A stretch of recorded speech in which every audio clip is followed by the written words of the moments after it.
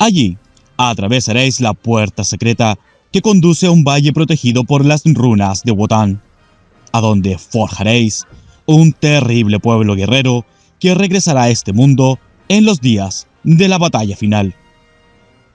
Pero los Huancaquilli deben viajar más al sur, a la fortaleza o Pucará de Tarsi, o Tafí, donde se encuentra el gran menhir de Tarsi, plantado por los atlantes blancos hace miles de años.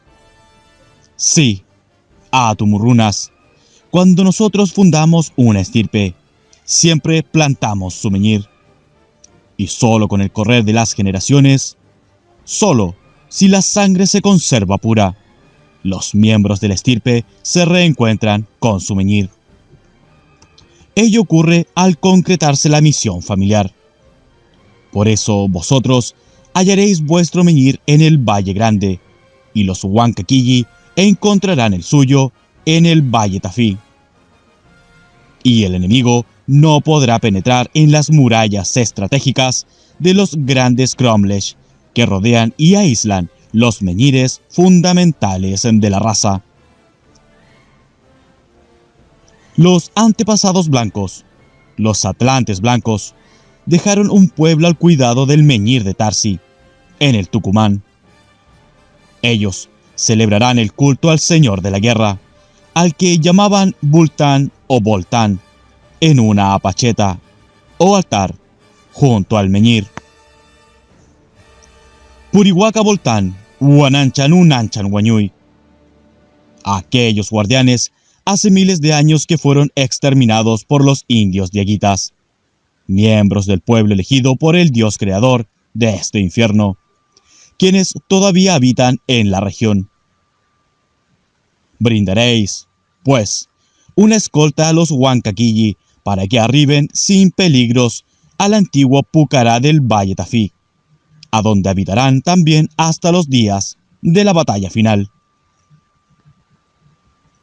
Atumurrunas de la casa de Skjold. He dicho cuanto tenía que decir y no conviene, por motivos estratégicos, agregar nada más. Os reitero el saludo de Wotan y me despido hasta la batalla final, o hasta que vosotros coincidáis conmigo en otro Kairos. Gracia y honor, sangre de Skjold. Les deseó el señor de Venus, en tanto levantaba el brazo derecho para expresar el Bala Mudra. Sieg Heil, Godkub, respondieron los Atumurrunas, efectuando igualmente el Bala Mudra que era el antiguo saludo secreto de la casa de Skjold. Los Atumurrunas cumplieron al pie de la letra las directivas del señor de Venus. Desde ese momento, un aceitado mecanismo destinado a detectar a los viajeros se montó en el extremo norte del imperio incaico, y fue su funcionamiento, tal como relaté, lo que permitió a los señores de Tarsis zafar el sitio Muisca, que constituía una segura trampa mortal. Con la llegada de los señores de Tarsis a Coati, haciendo realidad los anuncios del señor de Venus, concluía el relato de Tatainga. A continuación, Lito de Tarsis narró lo mejor que pudo la historia de la casa de Tarsis, despertando mucho interés en los Atumurrunas el conocimiento de las maniobras asesinas de los inmortales Bera y Birsa, y la identidad y misión de Quiblón. Deberían ahora partir juntos hacia el sur y marchar hasta una fortaleza o Pucará llamada Humahuaca, en la que se separarían. No se verían más en esa vida, pero se reencontrarían durante la batalla final, cuando el señor de la guerra convocase a los hombres de honor para luchar contra las potencias de la materia. La princesa Quilla tenía cabellos rubios y ojos celestes, en tanto que Violante contrastaba con su cabello negro y ojos verdes, pero ambas exhibían una piel tan blanca como la nieve. Quilla ya estaba preparada para convertirse en esposa de uno de los señores de Tarsis, pero la noticia de que tendría que abandonarlos por disposición de los dioses sorprendió y entristeció a Violante de Tarsis. Sin embargo, no renegó de su misión, aunque expuso claramente su descontento. De allí que los dos frailes dominicos decidiesen quedarse junto a ella y ligar su suerte a la estirpe de Skjold. Con la compañía de sus parientes, Violante podría sobrellevar mejor la separación. Pero, además, Lito ordenó a los 4 catalanes que siguiesen a su ama y jamás la abandonasen. Les dijo sin rodeos que nunca regresarían a España si cumplían tales órdenes, pero que de obedecerlas serían tratados como integrantes de la nobleza por el pueblo de la Luna. Los Atumurrunas deseaban llevar consigo a los catalanes y les ofrecían, por esa única vez, la posibilidad de tomar esposas de entre las vírgenes de la Luna. A todos se avinieron los recios soldados españoles, a quienes entusiasmaba la perspectiva de convertirse en señores de aquel pueblo misterioso y velar por la seguridad de su reina, Violante de Tarsis. Llegados a un mutuo acuerdo, solo faltaba ponerse en marcha y evacuar Coati, dando así cumplimiento a las directivas del dios Kub. En tales preparativos estaban cuando los espías que permanentemente les informaban sobre la situación en el imperio transmitieron una noticia que los obligó a apurar la partida. El capitán Diego de Almagro acababa de salir de Cusco al mando de 500 hombres con dirección al sur. Entre Francisco Pizarro y Diego de Almagro había surgido una agria disputa sobre los límites que a cada uno correspondía en el reparto del imperio incaico. Diego de Almagro pretendía que la ciudad de Cusco se encontraba comprendida en sus dominios. El astuto Pizarro consiguió dilatar la definición del conflicto, persuadiendo a su socio de que existía, hacia el sur, un país aún más rico que el reino de los Ingas, un botín que tornaría carente de sentido la discusión sobre el Cusco. Fue así que el iluso Almagro armó aquel poderoso ejército y marchó hacia el sur, dispuesto a conquistar la ciudad de los Césares, Trapalanda o Elelín. El mismo pesar, acompañado de heroica resolución, que los señores de Tarsis experimentaran al abandonar la península ibérica en el barco de los Belser, cuando la mente volaba hacia Huelva y revivía los días de gloria de la casa de Tarsis, debían sentir entonces los Atumurrunas al atravesar el lago Titicaca rumbo al puerto de Copacabana, dejando atrás la isla Coati, donde vivieron tantos años y alcanzaron la más alta sabiduría hiperbórea. La casa de Skjold había sido poderosa siglos antes en Tiahuanaco, hasta que la demencial venganza de la Orden de Melquisedec casi extinguiera a su estirpe. Entonces, al abandonar la región para siempre, los corazones de los Atumurrunas se estremecían por efecto de sentimientos encontrados.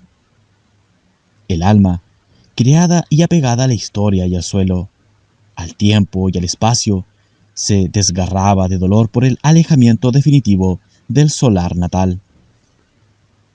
Pero el espíritu increado, que descubre y sostiene en la sangre del iniciado el recuerdo del origen, desbordaba cada instante anímico de dolor con la nostalgia infinita del regreso a la patria primordial, a la Hiperbórea original. Y frente a la nostalgia de Hiperbórea, al deseo de abandonarlo todo y partir hacia el origen del espíritu, nada pueden las garras del dolor. Ningún efecto tienen los apegos sentimentales a las regiones infernales y a los objetos materiales de la tierra. Almagro sale de Cusco en 1535 y a fines de agosto, después de atravesar las hostiles altiplanicies del sur, arriba a la meseta del Titicaca. Va pisando los talones a los Atumurrunas y al pueblo de la Luna, que a duras penas logran adelantarse a la vanguardia de los aguerridos españoles. Los fugitivos pasan por el poblado de Chuquiabo, hoy La Paz, casi sin detenerse, y solo hacen un alto de 3 días en Sucre, o Ciudad de la Plata, antes de descender a los valles de la gran quebrada de Humahuaca. A todo esto, Almagro, que recogía a su paso la sorprendente nueva de que todo un pueblo se desplazaba en su misma dirección, apuraba las jornadas con la intención de darles alcance y conocer su destino, quizás el rico país del sur, la ciudad de los Césares. Lo afirmaba en esta idea el hecho de que aquel pueblo iba, según coincidían todos sus informantes, guiados por hombres blancos y barbados, semejantes a los españoles, pero magníficamente vestidos con la indumentaria de los reyes Inga. Para Almagro era altamente probable que aquel pueblo procediese de la ciudad del oro y la plata, y que hacia ella se dirigían. Sin embargo, jamás lograría alcanzarlos. La caravana llegó al poblado de Humahuaca con 30 días de adelanto sobre Almagro. Allí, los hombres de piedra vertieron una terrible amenaza sobre los nativos, apoyada por demostraciones de magia de los Atumrunas, con el fin de que diesen una falsa pista a la expedición de Almagro sobre la dirección tomada por ellos. Debían desviar a los españoles hacia Chile, asegurándoles que allí se encontraba la ciudad de sus sueños. Ellos, mientras tanto, tomarían por rumbos muy distintos. Los Atumurrunas hacia el este, hacia el valle grande del Cerro Calibur, cerca de el ramal jujeño. Los señores de Tarsis continuarían hacia el sur, hacia el Pucará de Tilcara, desde donde, por oposición estratégica, podrían orientarse hacia el Pucará de Andalgalá y, desde este, hasta el Pucará de Tarsi, su objetivo. En Humahuaca, pues, se separaron para siempre los señores de Tarsis y los Atumurrunas. Volverían a encontrarse durante la batalla final, cuando todos regresasen al frente de sus pueblos para ajustar las cuentas a los representantes de las potencias de la materia, a los discípulos de la Fraternidad Blanca, al pueblo elegido, de la Fraternidad Blanca y de los dioses traidores. Naturalmente, se ocuparían los dioses leales al espíritu del hombre, quizás el mismo Lucifer en persona. Violante y los dos frailes se confundieron en expresivos abrazos y se prodigaron de besos con Lito, Roque y Guillermo. Ninguno pudo evitar que las lágrimas surcaran sus duros rostros, aunque simultáneamente reían con salvaje alegría. Las órdenes de los dioses se cumplían y eso era lo importante. Por escena semejante pasaban los Atumurrunas, que debían despedir a su única pariente, la princesa Quilla. Pero ella era una ruda vikinga y no requirió la compañía de nadie. Por el contrario, exigió que todos sus familiares se trasladasen cuanto antes al Exterteine del Valle Magno. Con los señores de Tarsis, para custodiarlos y guardar el Pucará de Tarsi, irían en cambio 50 familias del pueblo de la Luna. Una semana después de haber llegado, y en momentos en que Almagro se hallaba en Tarija, los viajeros retornaron la marcha. Todo sucedió según lo deseaban los señores de Tarsis. Almagro fue despistado por los indios y perdió el rastro de los fugitivos. Luego de una infructuosa búsqueda en territorio argentino, pasó a Chile, tras 10 meses de penosa marcha, comprobando que en ninguna parte aparecía el rico imperio descrito por Pizarro.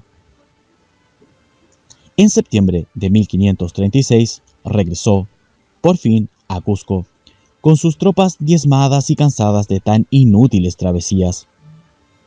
Se consumaba entonces una insurrección general que había puesto sitio a Cusco y amenazaba con reducir a desastre la conquista española. La presencia de Diego de Almagro puso en fuga a miles de indios y salvó de una muerte segura a Francisco y Hernando Pizarro, lo que no impidió que este último le aplicase el garrote en 1538 luego que perdiese la batalla de las Salinas. La custodia de los señores de Tarsis y la princesa Quilla se componía de 5 amautas del bonete negro y 45 quillarrunas, con sus familias. Los amautas gozaban de gran autoridad en el imperio incaico y por eso no hubo inconvenientes para que las guarniciones de los Pucará cumpliesen sus órdenes. Todos recibieron la consigna de abandonar sus puestos y regresar a Cusco, evitando cruzarse por el camino con los españoles, ya que estos los reducirían a la esclavitud. Y los españoles, carentes de la sabiduría hiperbórea, nada podrían hacer con aquellas fortalezas cuya construcción se basaba en el principio del cerco y la muralla estratégica. De hecho, aunque las ocupasen militarmente, jamás podrían advertir los menhires exteriores, las piedras referenciales, que permanecerían invisibles aun cuando estuviesen parados junto a ellas. Lito de Tarsis, siempre guiado por los amautas, dejó atrás el Pucará de Andalgalá y soportó con los suyos las heladas inclemencias de los nevados de la Conquija. Del otro lado de esa sierra se abre el valle de Tafí. Al aproximarse al Pucará, una mirada en torno le bastó para confirmar que aquel era el lugar buscado, la imagen lítica que la piedra de Venus le mostrase en la caverna secreta de Huelva. Claramente se divisaba la fortaleza, de forma brúnica, y fuera de ella el cromlech, o castro, en cuyo interior se elevaba el poderoso menhir de Tarsi. Al fondo, el hilo de agua de un pequeño río regaba las estériles piedras del valle, procedente de un abra entre las montañas lejanas. Los recién llegados ocuparon la plaza y se abocaron a preparar una eventual defensa mágica. Proyectarían sobre la muralla de piedra el principio del cerco y, sobre él, plasmarían una de las brunas de Nabután. Obtendrían así la muralla estratégica, invulnerable frente a la estrategia espacial y temporal de los españoles dormidos. Luego, realizarían la oposición estratégica contra la piedra referencial, contra el menhir de Tarsi, y toda el área se tornaría culturalmente invisible. Entonces, nunca podrían ser descubiertos por los hombres dormidos. ¿Cómo conseguir que tal protección fuese permanente? Practicando la agricultura mágica, herencia de los atlantes blancos, en el área exterior de la muralla estratégica. Al germinar, crecer y madurar, las semillas cuya información genética ha sido alterada por el poder transmutador del espíritu increado, no responden a su fin arquetípico, al modelo que se encuentra en el cielo actual, sino a un paradigma propio de otro cielo, a un molde de otro mundo. Y ese cielo desconocido es el que rige luego el microclima de la plaza liberada, sosteniéndola fuera del alcance visual o físico del enemigo. Tales precauciones no estaban de más, pues, si bien Diego de Almagro no representó peligro alguno y obtuvo el triste fin que mencioné, 8 años más tarde se presentaría otro enemigo, quien venía con la intención manifiesta de localizar el refugio de los señores de Tarsis. En 1543, en efecto, el gobernador del Perú, Cristóbal Vaca de Castro, sabedor de la infructuosa persecución llevada a cabo por Almagro, decide intentar mejor suerte mediante una nueva expedición.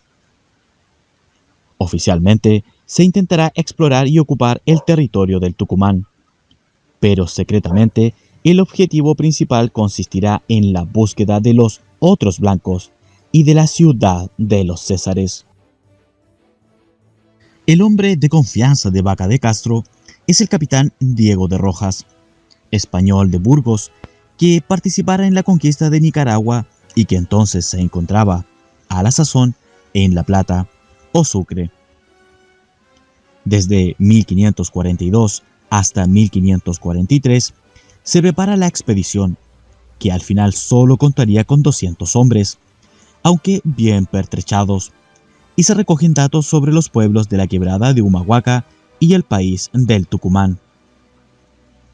Rojas, al igual que Vaca de Castro, sospecha que Almagro fue engañado por los indios y que el rey blanco huyó hacia el sur, en dirección al Tucumán.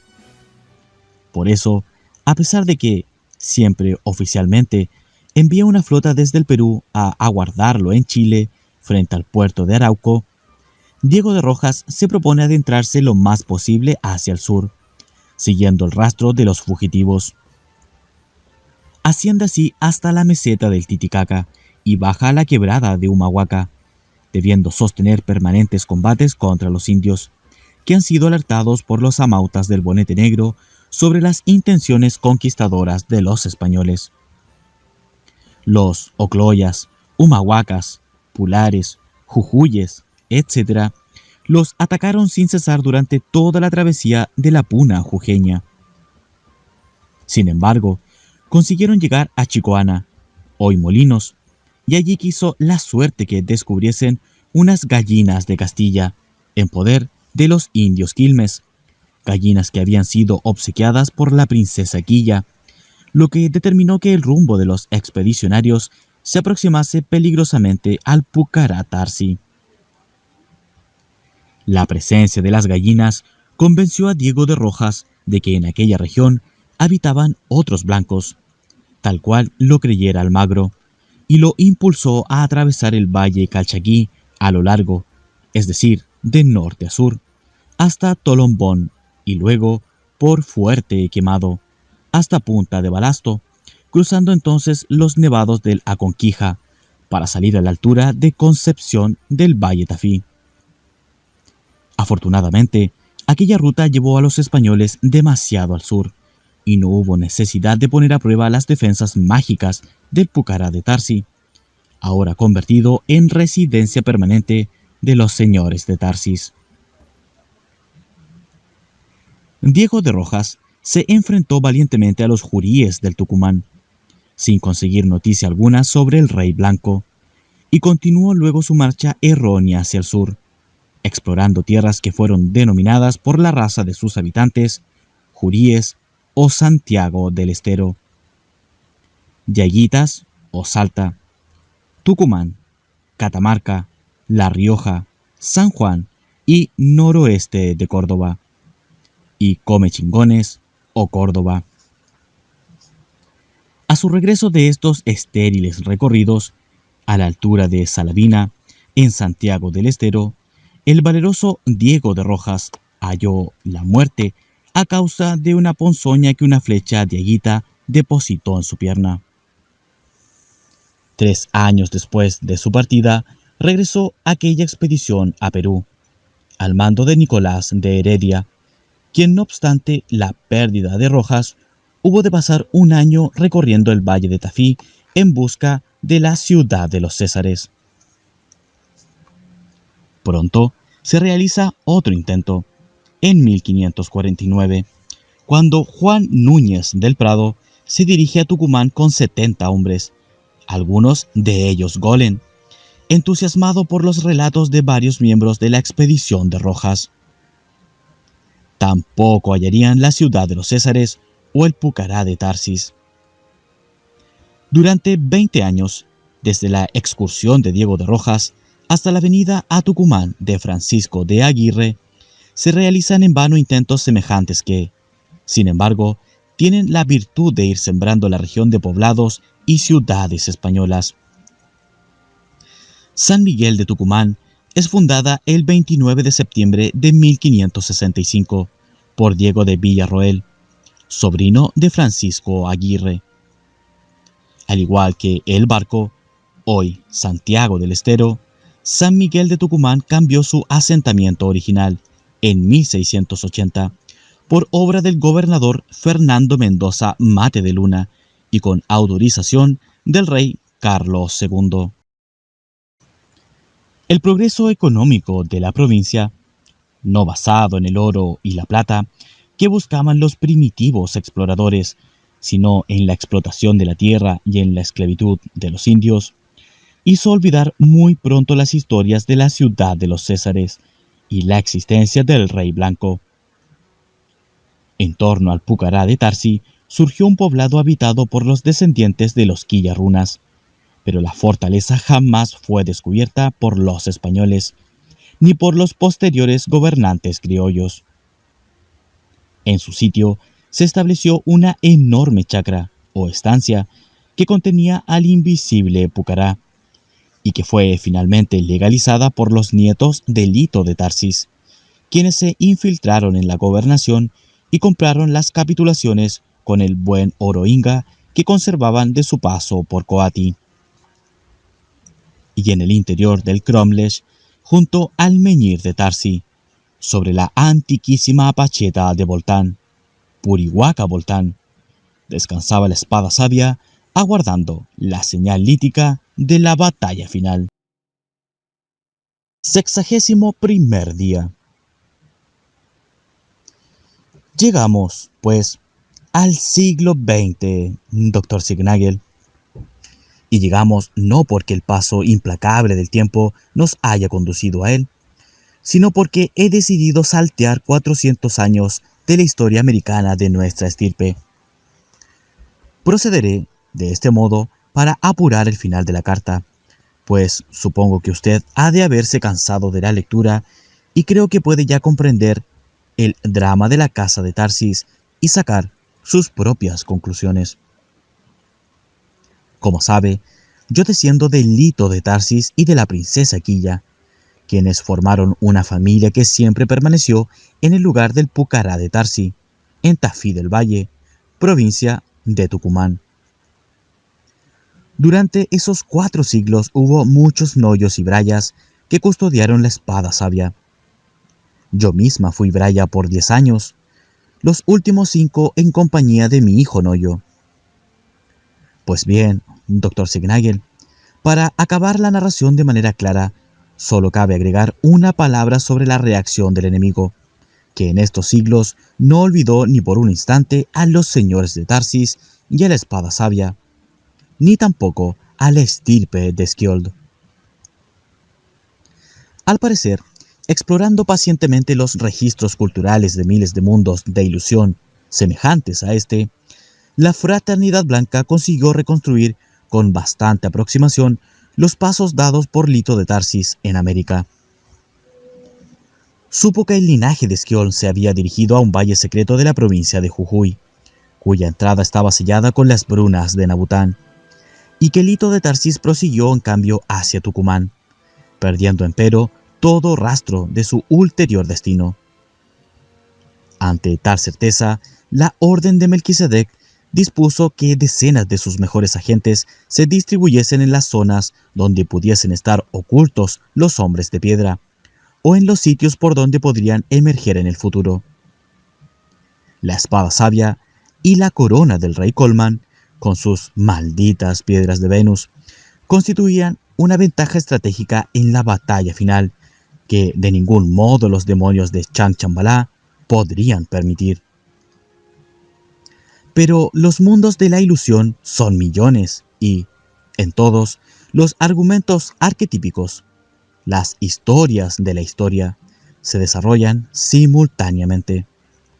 Solo en uno de tales mundos sucede la trama que será real al final, cuando el señor de la guerra la afirme desde el principio, según predijera el capitán Kiev en San Félix de Caramán.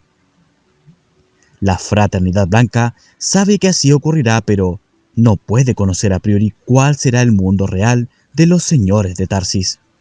Y por eso, mientras tanto, se ve obligada a desplegar sus agentes infernales, sus maestros, sacerdotes e iniciados, en torno de la antigua ruta que Lito de Tarsis tomara en América, y en muchos mundos a la vez. Pero esta vez procurarán evitar cometer errores. Para eso han determinado que cualquier señal de los señores de Tarsis o de Skjold sea comunicada a Changchambalá, con el fin de que Bera y Birsa en persona se ocupen de tan vital asunto. Y así será, Dr. Signagel. En pleno siglo XX, pero al igual que hace miles de años en Tarsis, los demonios inmortales se acercarán a los hombres despiertos para consumar su atroz venganza. Y a ellos, como antaño, solo los salvará la sangre pura, el recuerdo del origen que libera al espíritu increado. Los que tengan su espíritu orientado quizás mueran ahora a manos de los demonios, como yo misma seguramente moriré. Pero entonces solo conseguirán matar el cuerpo animal en un mundo. Solo obtendrán un pellejo vacío. Vana victoria. Al final, cuando sobrevenga la batalla final y el Señor de la Guerra afirme la realidad del mundo del espíritu, todos los que hemos muerto por la causa del espíritu estaremos vivos para marchar fuera del universo del Uno, pasando por sobre las potencias de la materia, mientras a nuestras espaldas se desencadena el holocausto final de los demonios del alma. Y así llegamos al siglo XX, Dr. Signagel, rodeados por todas partes de agentes de la Fraternidad Blanca.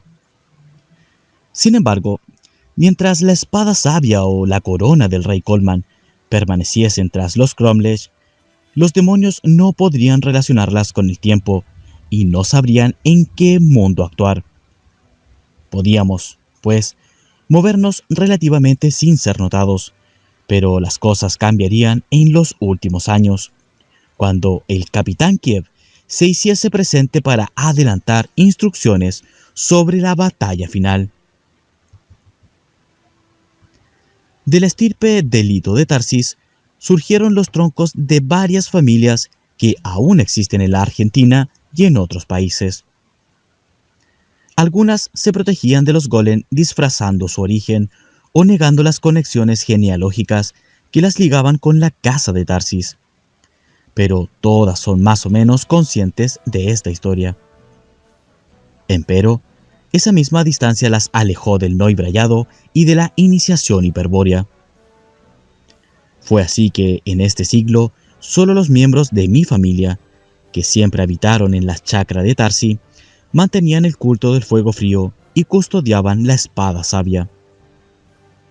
Y en la década del 60, aunque la estirpe no corría riesgo de extinguirse ni mucho menos, solo quedaba un iniciado hiperbóreo capaz de llevar adelante la estrategia de los dioses liberadores.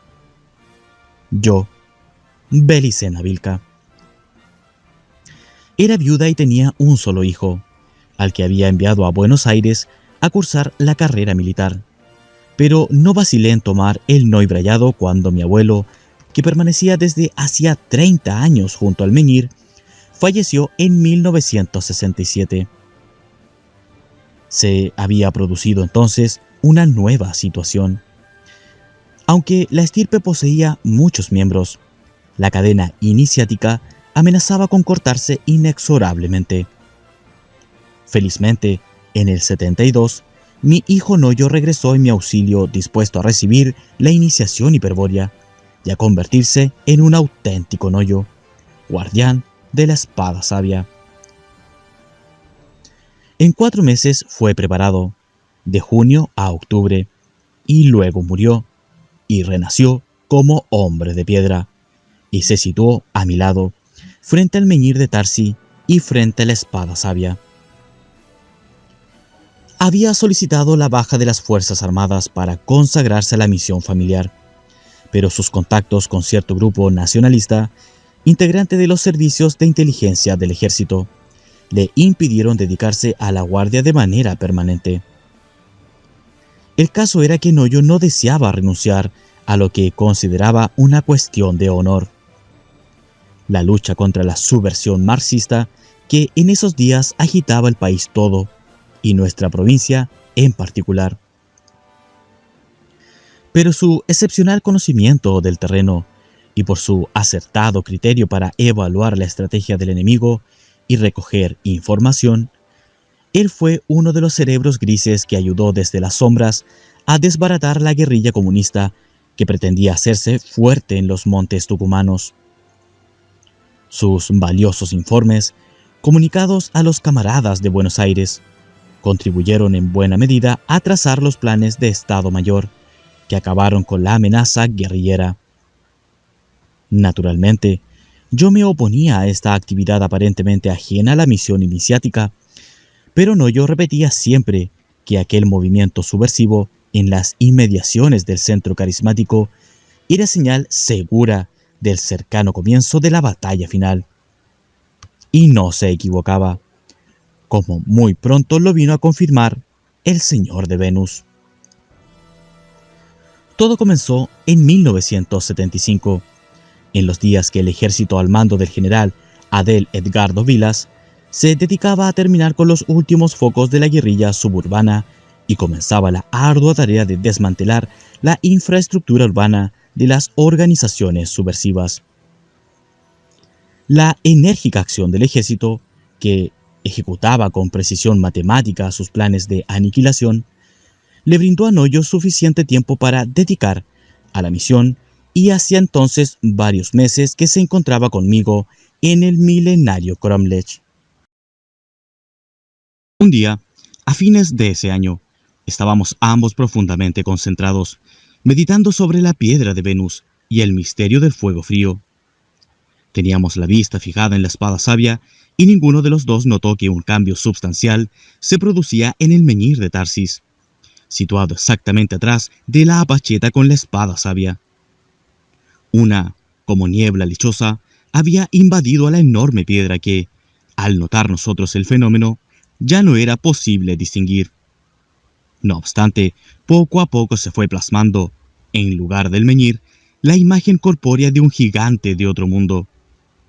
En verdad, se trataba de un doble fenómeno, pues, en la piedra de Venus, iba surgiendo nítidamente también la imagen de un lugar desconocido. Era igualmente un valle, pero en nada semejante al de Tafí que viera Lito de Tarsis 400 años antes. Este poseía dos ríos que lo surcaban longitudinalmente, igual que los ríos Tinto y Odiel al valle de Tarsis, en Huelva. Y en un extremo, hacia el oeste de la figura, se podía apreciar claramente un cerro que ostentaba en su ladera la entrada a una caverna de forma brúnica. «Gracia y honor, sangre de Tarsis», dijo el gigante, al tiempo que levantaba el brazo derecho para expresar el balamudra. Y ambos comprendimos que se trataba del capitán Kiev, uno de los señores de Venus. El capitán Kiev, quien se había despedido de nuestra estirpe hasta la batalla final. ¿Acaso había llegado el momento, anhelado por tantos siglos, de que los dioses acompañasen nuevamente a los hombres en su enfrentamiento total contra las potencias de la materia? Nos apresuramos a responder al saludo, aguardando con expectación sus sabias palabras. «Salve, vale, capitán Kiev». Y el señor de Venus se dirigió a nosotros de esta forma. «Sangre de Tarsis, os traigo el saludo de Nabután, el señor de la guerra, y también os traigo su palabra. Prestad atención, abrid bien vuestros sentidos, porque la presente es oportunidad única, el kairos de la batalla final. Como siempre ha ocurrido, y como no podría ser de otro modo, dado el sitio infernal en que os halláis, soy portador de buenas y malas noticias para vosotros. Las buenas consisten en la orden del Señor de la Guerra, que ahora os transmito. Es la voluntad de Nabután que la espada sabia sea transportada al sitio que habéis visto en la piedra de Venus. Tal sitio es un valle que se halla en las regiones del corazón de la Argentina, muy cerca del cerro Uritorco, el cerro de Parsifal, donde el Señor de la Guerra, en un pasado remoto, depositó su bastón de mando junto a una fortaleza construida por guerreros sabios que lo conocían como Cacique Bultán. En otro cerro, de ese valle que habrá que localizar, se encuentra una caverna secreta construida por los Atlantes Blancos, y protegida por las brunas de Nabután. Allí debe ser llevada la espada sabia. Os preguntaréis por qué debe hacerse esto, y os responderé que se trata de uno de los actos fundamentales de la batalla final. Se trata, en verdad, del enlace entre los dioses y los hombres dormidos. Los señores de Tarsis, como los señores de Skjold y otras estirpes semejantes, son hombres despiertos que siempre han contado con un misterio revelado y una piedra de Venus para obtener la orientación hacia el origen y la iniciación hiperbórea. Incluso a vuestra estirpe le fue encomendado iniciar de ese modo al Señor de la Voluntad y el Valor absolutos, al Führer de la raza blanca. Por eso se os hará difícil imaginar a un iniciado de la orientación absoluta, a un pontífice hiperbóreo capaz de construir, en todo tiempo y lugar, el puente indestructible entre lo creado y lo increado, entre la ilusoria actualidad y la realidad del origen. Tal iniciado no requiere otra referencia que sí mismo para orientarse hacia el origen.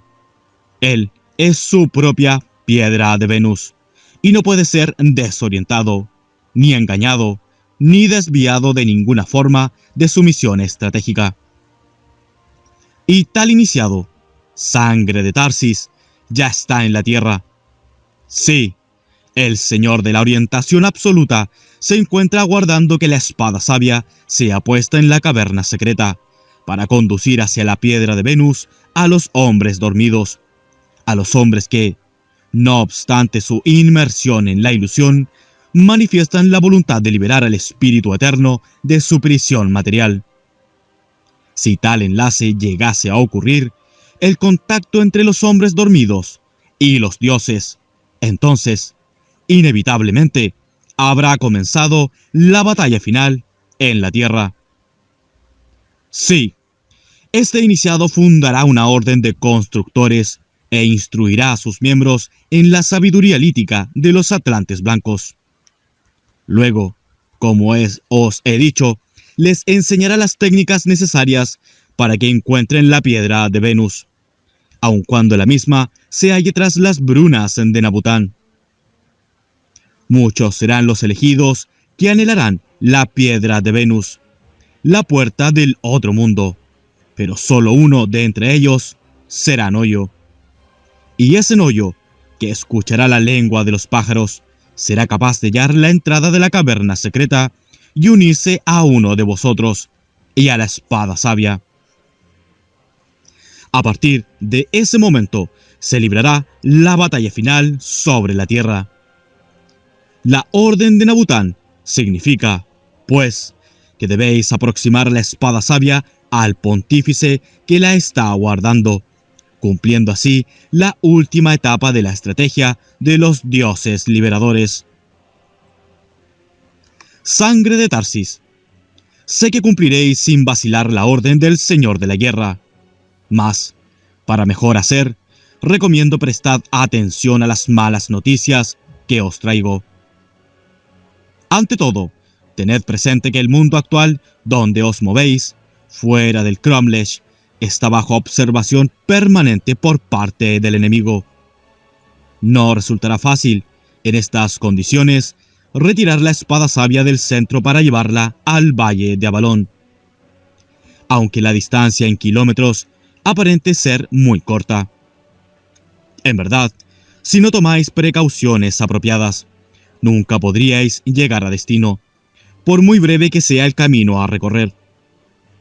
No bien la espada sabia sea puesta fuera del Cromlech, su poder distorsionador del espacio y del tiempo revelará al enemigo en qué mundo se encuentra el mal, la muerte del alma, y hacia allí correrán los demonios inmortales para impedir el sacrilegio a la ley del Uno. No, si no procedéis de acuerdo a la más alta estrategia de la guerra esencial, jamás llegaréis al Valle de los Tres Picos con la espada sabia. En segundo término, y ahora os anunciaré las malas nuevas, Debéis contar con que la situación se agravará a medida que transcurren los años, hasta tornarse totalmente imposible la reunión entre la espada sabia y la orden de Odín. Habrá que orar, pues, en el tiempo justo. La orden buscará la espada sabia y coincidirá con ella en el kairos de la batalla final. Pero, para que esto se concrete, solo uno de vosotros irá con la espada al valle de los dos ríos. El otro no tendrá más alternativa que cubrir la retirada de su hermano y camarada. No disminuiré los riesgos que implica semejante táctica. Quien se quede deberá atraer sobre sí toda la atención del enemigo, estando preparado para soportar una presión física y astral cuya intensidad supera de lejos la resistencia humana normal. Pero vosotros sois iniciados hiperbóreos, hombres de piedra. Vuestro yo se halla aislado del alma por la bruna de Nabután. Vuestro espíritu eterno ya vislumbra el origen. Tenéis la posibilidad de resistir y vencer. Quien de vosotros se quede y enfrente al enemigo, tal vez muera en este mundo. Sin embargo, su ausencia se extenderá por poco tiempo, hasta la batalla final. Os dije que la situación se agravará. Os digo ahora que ya ha comenzado a agravarse. Las fuerzas militares que apoyaban a Noyo pronto serán debilitadas por una ofensiva de la sinarquía internacional. En los próximos años operarán aún fuerzas patrióticas, mas carecerán de poder político. La guerrilla pátrida será derrotada militarmente, pero la subversión sinárquica que la generó, por el contrario, acabará apoderándose del gobierno de esta nación, subordinando de inmediato el poder político al poder económico internacional. Se llegará entonces a un estado de dependencia financiera irreversible entre la nación y la alta banca mundial.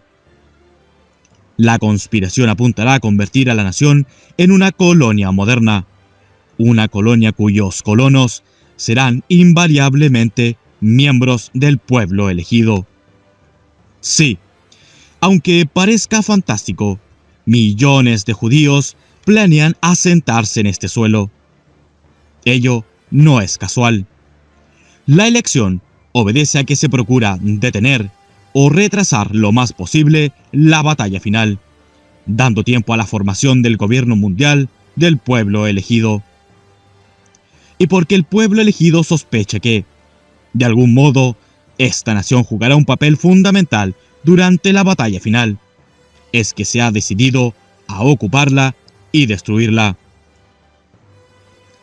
En ese contexto diabólico os tocará actuar, sangre de Tarsis. ¿Qué ocurrirá si tenéis éxito? En el mejor de los casos, sucedería una triple coincidencia. Aparte de encontraros con el Pontifex Maximus, el señor de la orientación absoluta, causado por este mismo hecho, puede suceder que surja como un trueno la voz del pueblo, el líder carismático de la sangre pura.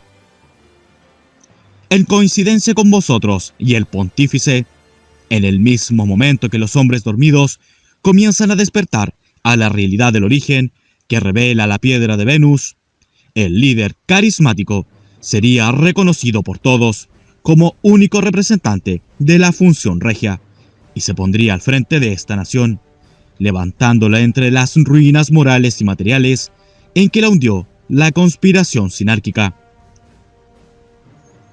Entonces sobrevendrían días de esplendor nunca vistos. La nación se erigiría como una de las potencias espirituales de la tierra.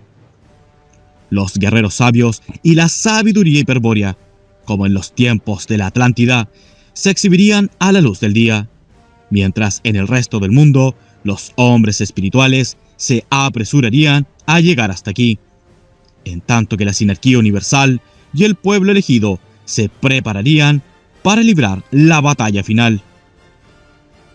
No debéis olvidar, pues, en la estrategia a seguir, la función del líder carismático. Él será reconocido por todos y Él os reconocerá.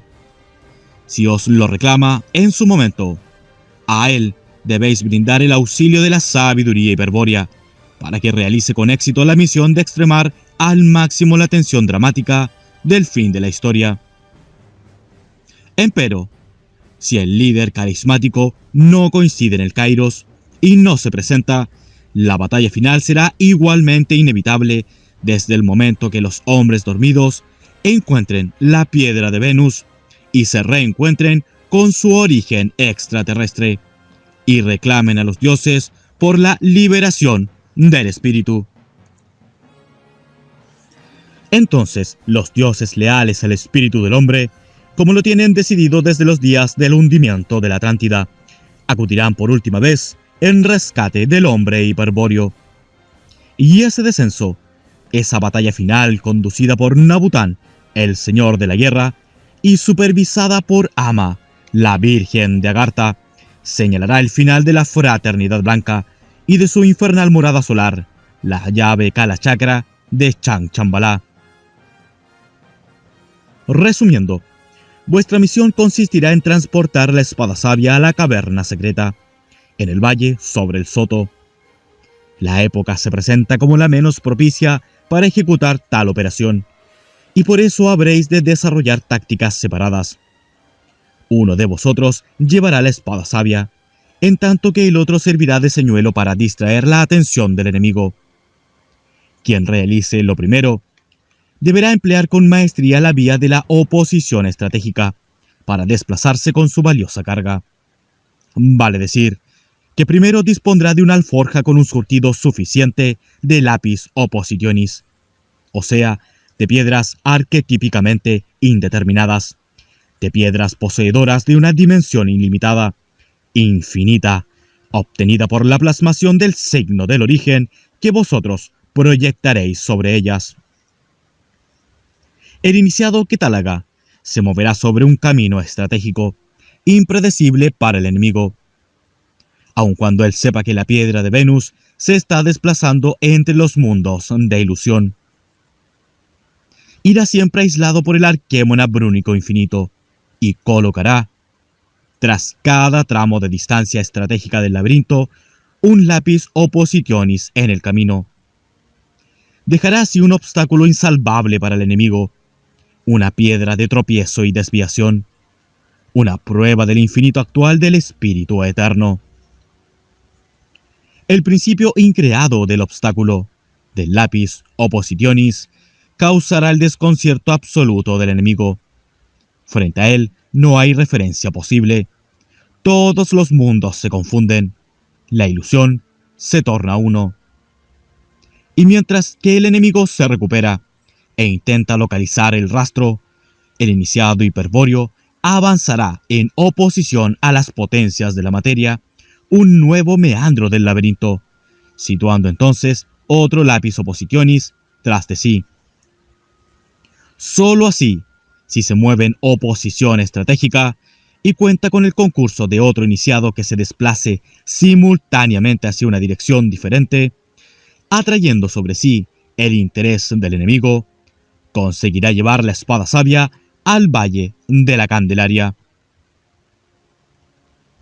El segundo iniciado hiperbóreo también llevará algunos lápiz oppositionis, pero los irá plantando en distancias más extensas, dando tiempo al enemigo para que siga su rastro y crea que la maniobra es llevada a cabo por un solo hombre de piedra, al que tarde o temprano se conseguirá capturar. Por supuesto que si ello ocurre, si el enemigo logra apoderarse del segundo iniciado, la operación estará cumplida de todos modos, pero nadie lo salvará de las represalias de los demonios inmortales. Estos son los riesgos que habréis de correr para cumplir con la orden del Señor de la Guerra. A vosotros os toca decidir quién llevará la espada sabia y quién distraerá al enemigo, y descubrir la oportunidad, el Kairos, para actuar. Señores de Tarsis, he dicho cuanto tenía que decir y no conviene, por motivos estratégicos, agregar nada más. Os reitero el saludo de Nabután y me despido hasta la próxima coincidencia en el Kairos de la batalla final. Gracia y honor, sangre de Tarsis. Nos deseó nuevamente el señor de Venus, levantando el brazo derecho para expresar el Bala Mudra. ¡Salve, Capitán Kiev!, respondimos, practicando también el Bala Mudra, que siempre fue el saludo secreto de la casa de Tarsis. 62º día. La niebla se había disipado y estábamos nuevamente frente al menhir de Tarsi. Ambos nos miramos con la interrogación pintada en el rostro, conscientes de que afrontábamos el mismo dilema. ¿Quién respondería a la orden de transportar la espada sabia al Valle de Córdoba? ¿Y quién asumiría la misión suicida de distraer al enemigo? Para mí, la cuestión no ofrecía dudas. Yo me ocuparía de la táctica de distracción. Pero supuse, y supuse bien, que Noyo se opondría a esa decisión. Él, me decía, estaba mejor dotado para ofrecer al enemigo la mayor resistencia. Jamás se rendiría. Yo debería viajar con la espada sabia mientras él desviaba tras sus pasos la atención del enemigo. Mucho me costó, Dr. Signagel, persuadirlo de que mi plan era estratégicamente superior.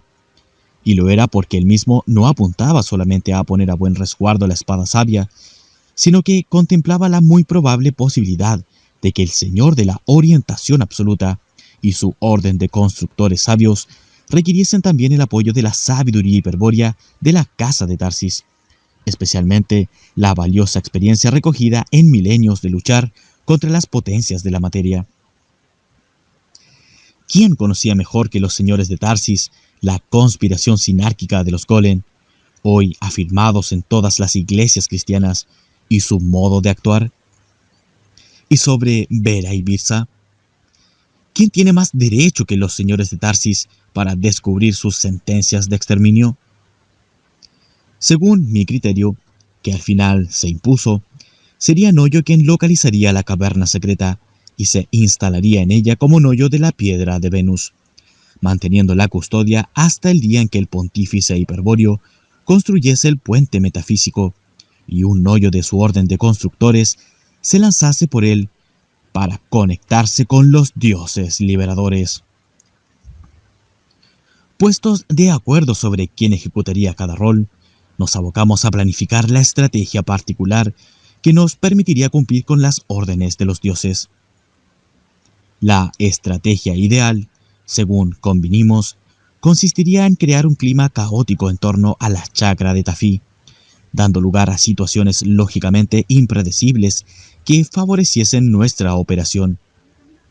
Así, en medio de una situación de alto valor estratégico para nosotros, pero totalmente ajena a tales fines para cualquier observador extraño a la casa de Tarsis, Noyo se filtraría sorpresivamente con la espada sabia y emprendería el camino hacia la caverna secreta.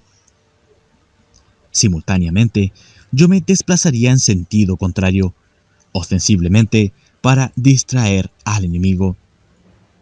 Sería rápidamente detectada, pero el riesgo estaba calculado. Lo importante era ganar tiempo, durar lo suficiente como para que Noyo llegase al Valle de Córdoba. Con estos propósitos, preparamos al detalle todas las fases de la empresa. 18 meses después, en abril de 1977, ya disponíamos de todo lo necesario y nos hallábamos ajustando los pasos finales. Teníamos las 2 alforjas con las piedras indeterminadas, los lapis oppositionis, aptos para practicar la oposición estratégica. Y todo estaba listo para crear el clima de caos que las circunstancias requerían. Esto se lograría con la colaboración involuntaria del ejército. Me explico mejor. Para sistematizar la lucha contra la guerrilla, el ejército había dividido al país en 6 zonas. La zona tercera comprendía las provincias de Córdoba, La Rioja, Catamarca, Salta, Jujuy, Santiago del Estero y Tucumán. En Tucumán, la subzona 113 abarcaba la región de Nuestra Chacra y a su mando se encontraba el capitán Diego Fernández, fiel camarada de mi hijo.